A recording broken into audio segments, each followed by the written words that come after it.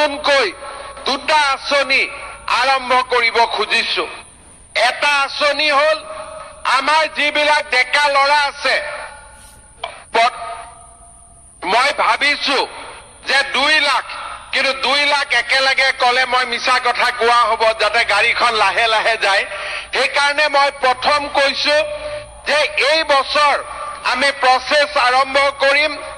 1 লাখ ল'ৰা ছোৱালীক আমি 2 লাখ টকাকৈ সাহায্য দিম, যাতে তেওঁলোকে কিবা নহয় কিবা ব্যৱস্থা আৰম্ভ কৰিব পাৰে।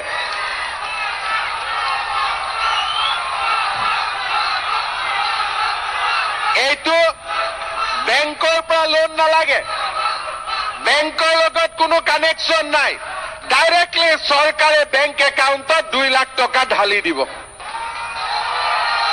আৰু তাৰ পিছত যেতিয়া আপোনালোকে ব্যৱসায় ভাল কৰিব, তেতিয়া আপোনালোকে বেংকত যাব, আৰু মইতো আশা কৰিম যে ভাল বিজনেছ কৰি আপোনালোকে বেংকৰ পৰা পিছত 10 লাখ 20 লাখ যি লাগে লোন ল'ব। কিন্তু মোৰ ফালৰ পৰা আমি 1 লাখ ল'ৰাক প্ৰথম বছৰ 2 লাখ, আৰু ভগৱানে যদি শক্তি দিয়ে পিছত আৰু 1 লাখ ল'ৰাক আমি 2 লাখ টকাকৈ আমি সহায় কৰিম।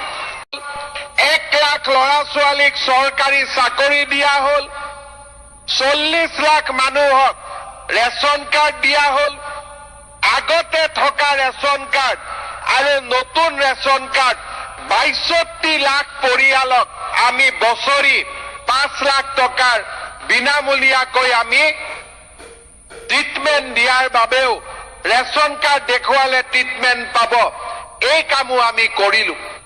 মই আগতে কৈছো যে 1 লাখ চাকৰি দিয়াৰ পিছতো আমি বছৰি নতুন নতুন চাকৰি আমি দি থাকিম। পুলিচ বেটেলিয়ন, ফৰেষ্ট বেটেলিয়ন আমাৰ কাম চলি থাকিব।